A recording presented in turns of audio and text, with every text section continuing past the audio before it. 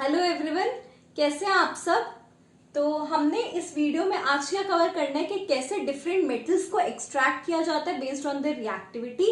अब क्या है, ये वाला टॉपिक बहुत इंपॉर्टेंट भी है और इसमें इतनी सारी इक्वेशंस है जिसे देख के कोई भी बंदा कंफ्यूज हो जाए। सो हम क्या करेंगे, एक एक इक्वेशन को पहले समझेंगे कि वो फॉर्म कैसे हुई और इसको डिवाइड कर देंगे अलग अलग पार्ट्स में। सो हो सकता है वीडियो थोड़ी सी लंबी जाए, बट आपको करना क्या है, अपने सामने कॉपी पेन पेपर लेकर बैठो और साथ में जितना मैं बोर्ड पे पढ़ा रही हूँ उतना समझते रहो और कॉपी डाउन करते रहो। So anyways, let's start with the video then.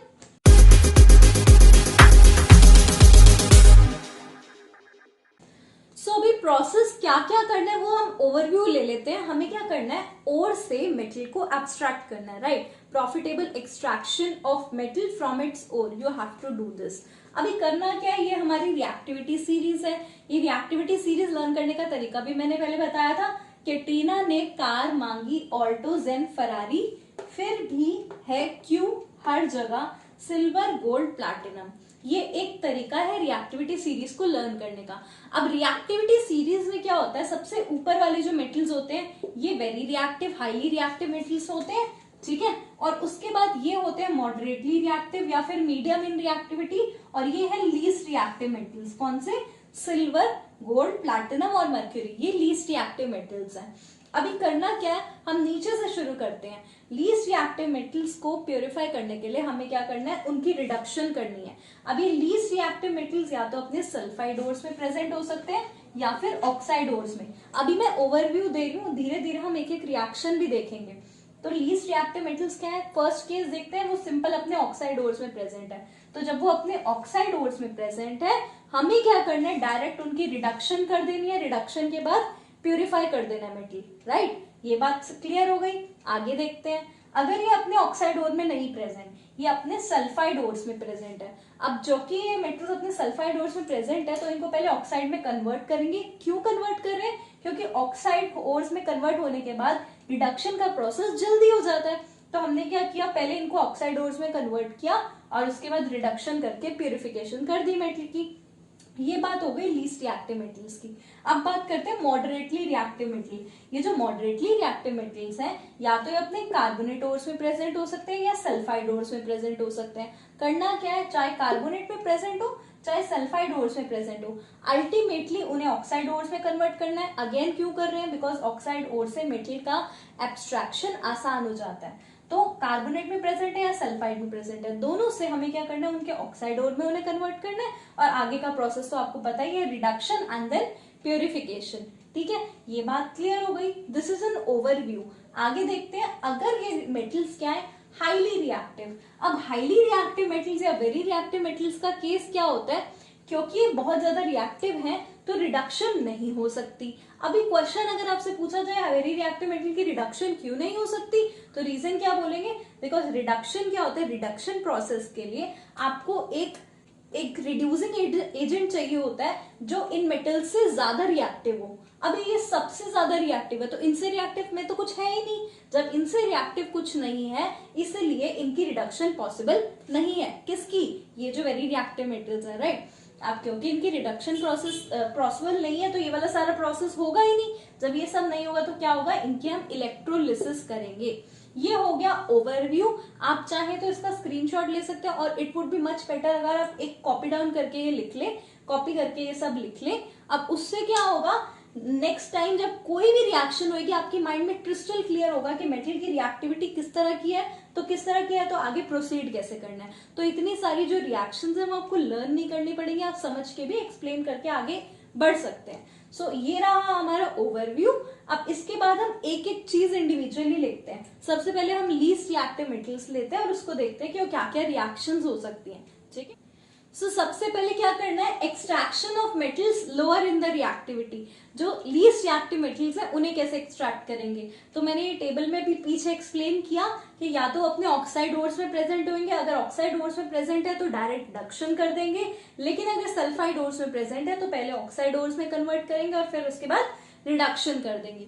यही किया हमने। मर्क्यूरिक ऑक्साइड HgO, अब देखो ऑक्साइड ओर में प्रेजेंट है, ये HgO ऑक्साइड है, ठीक है। तो क्या करेंगे, हम इसकी डायरेक्ट रिडक्शन कर देंगे। प्रोसेस है हमारा रिडक्शन। तो रिडक्शन कैसे करेंगे, reduction by direct heating, metal को हीट किया, मर्क्यूरिक ऑक्साइड को हीट किया, डायरेक्ट मर्क्यूरी और ऑक्सीजन मिल गया। बैलेंसिंग, आई होप आपको बैलेंसिंग क्लियर हो। अब बात आती है कि अगर सल्फाइड ओर्स में प्रेजेंट है तो क्या, तो HgS that is called cinnabar, this is an ore of mercury, cinnabar.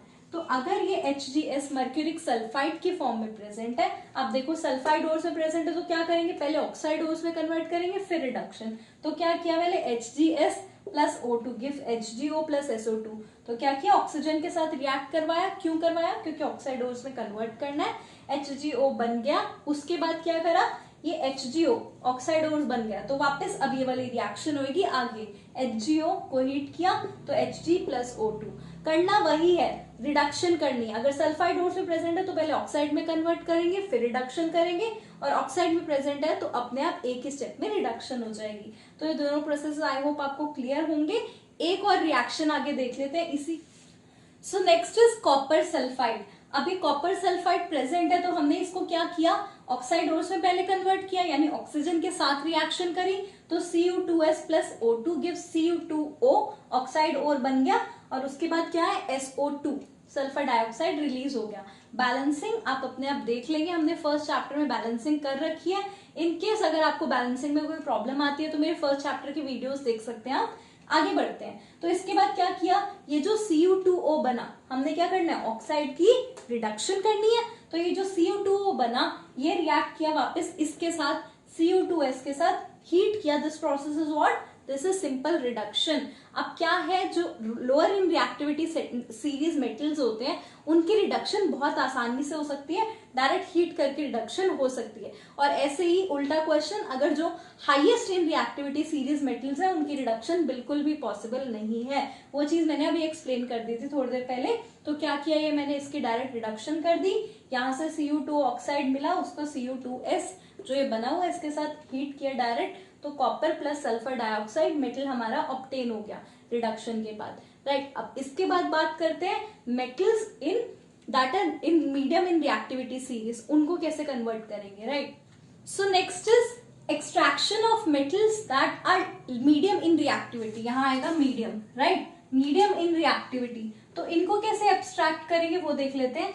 मैंने बता दिया जो मीडियम इन रिएक्टिविटी मेटल्स हैं या तो वो सल्फाइड ओर्स में प्रेजेंट होंगे या फिर कार्बोनेट ओर्स में, राइट। चाहे सल्फाइड में हो चाहे कार्बोनेट ओर्स में हो, करना क्या है, दोनों को ऑक्साइड ओर्स में कन्वर्ट करना, बिकॉज ऑक्साइड ओर्स से जल्दी मेटल्स एब्स्ट्रैक्ट हो जाते हैं, जल्दी उनकी रिडक्शन का प्रोसेस हो जाता है। तो सल्फाइड ओर्स में प्रेजेंट है या कार्बोनेट्स में प्रेजेंट है, दोनों को कन्वर्ट करना है उनके ऑक्साइड ओर्स में, और ऑक्साइड ओर्स में कन्वर्ट करने के बाद रिडक्शन कर देनी है।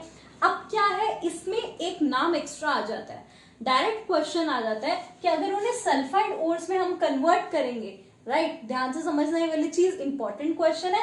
सल्फाइड ओर्स में अगर हमने मेटल्स को सल्फाइड ओर्स में प्रेजेंट है और उन्हें ऑक्साइड में कन्वर्ट किया, ये वाला जो प्रोसेस है, this process is called as roasting, roasting कहलाता है ये वाला प्रोसेस।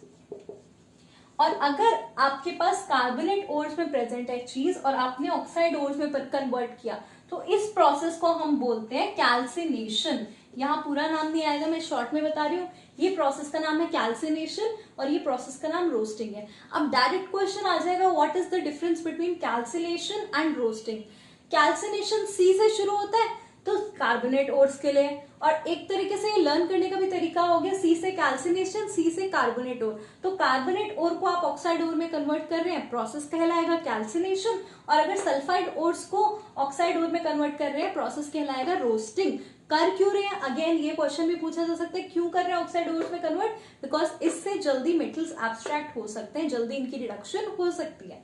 अब क्या किया, एक और डिफरेंस है, जब हम कैल्सिनेशन का प्रोसेस कर रहे हैं तो कैल्सिनेशन के प्रोसेस में ऑक्सीजन नहीं यूज होगी और रोस्टिंग के प्रोसेस में ऑक्सीजन यूज होगी। दो इंपॉर्टेंट डिफरेंस है कैल्सिनेशन और रोस्टिंग में। रिएक्शंस के थ्रू समझते हैं। मेरे पास जिंक सल्फाइड था, जिंक सल्फाइड क्या है, मतलब सल्फाइड ओर्स में प्रेजेंट है जिंक मेटल ऑब्टेन करना है, तो सल्फाइड ओर को पहले क्या करूंगी, ऑक्साइड में कन्वर्ट करूंगी, ZnS प्लस O2। ऑक्साइड में कन्वर्ट करने का तरीका, ऑक्सीजन के साथ डायरेक्ट रिएक्शन कर दो, ZnS plus O2 give ZnO plus SO2। ये रिएक्शन हुई हमारी, तो मैंने क्या किया, सल्फाइड ओर को ऑक्साइड ओर में कन्वर्ट कर दिया। प्रोसेस क्या कहलाएगा हमारा ये वाला, आई होप आपको अब क्लियर होगा ये वाला प्रोसेस रोस्टिंग कहलाएगा. So this reaction is of roasting. और आपको दिख रहा होगा इसमें ऑक्सीजन इन्वॉल्व है. तो ये क्या हुआ, हमारा रोस्टिंग का प्रोसेस हुआ. नेक्स्ट लाइन में देख लेते हैं. ये है जिंक कार्बोनेट. इस बार जिंक क्या है, कार्बोनेट की फॉर्म में प्रेजेंट है. तो क्या करेंगे, वापस ऑक्साइड में कन्वर्ट करेंगे. तो क्या किया, डायरेक्ट हीट करके वापस ऑक्साइड में कन्वर्ट कर दिया प्लस CO2. प्रोसेस क्या कहलाएगा हमारा, प्रोसेस कहलाएगा कैल्सिनेशन. कार्बोनेट और है तो कैल्सिनेशन, सी से कार्बोनेट और सी से कैल्सिनेशन. बना क्या, जिंक ऑक्साइड. ऑक्साइड बनाना है हमें, ठीक है. तो ये प्रोसेस कैल्सिनेशन है. और आपको दिख रहा होगा इस रिएक्शन में ऑक्सीजन का यूज नहीं हुआ है. ऊपर वाली रिएक्शन में ऑक्सीजन का यूज हुआ है, विच मीन्स रोस्टिंग में ऑक्सीजन यूज होती है और कैल्सिनेशन में ऑक्सीजन यूज नहीं होती. तो ये प्रोसेस हो गया हमारा. सल्फाइड या कार्बोनेट जो भी और प्रेजेंट है उससे हमने ऑक्साइड ओर्स में कन्वर्ट किया. ये बन गया हमारे पास ऑक्साइड ओर, यहां से भी और यहां से भी, कहीं से भी. तो ऑक्साइड ओर में बनाने के बाद हमने क्या करना है, रिडक्शन का प्रोसेस करना है. तो रिडक्शन का प्रोसेस कैसे किया मैंने, कार्बन यहां ले लिया, कार्बन के साथ रिड्यूस कर दिया मैंने. बना क्या, प्योर मेटल. मेटल ही ऑब्टेन करना था हमें, साथ में कार्बन मोनोऑक्साइड CO. अब एक चीज और समझनी है, बस छोटी सी और चीज है जो आपको इसके बारे में पता होनी चाहिए कि ये जो रिडक्शन का प्रोसेस है, या तो ये कार्बन से हो सकता है, मतलब कार्बन की एक फॉर्म होती है कोक, राइट. वो कोक ड्रिंक करने वाली नहीं, कोक एक कार्बन की फॉर्म होती है, राइट. आप हायर क्लासेस में पढ़ेंगे.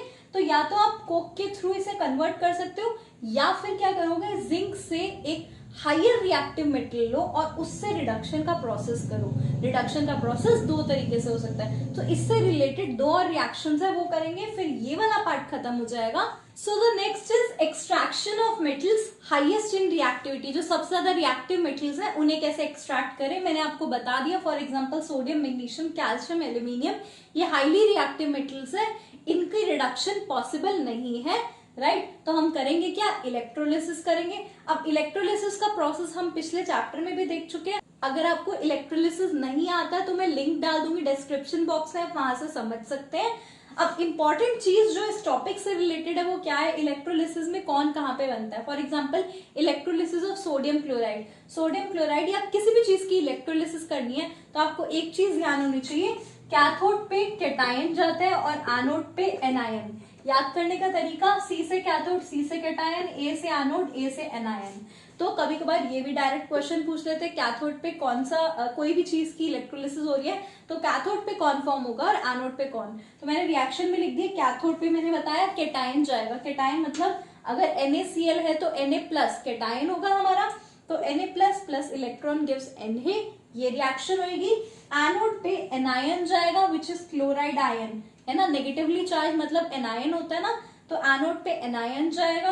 ये रिएक्शन मैंने लिख दी. This is a balanced reaction, इसलिए मैंने 2 से मल्टीप्लाई करा है. तो दिस इज इट. इलेक्ट्रोलिसिस का कॉन्सेप्ट इतना ही है.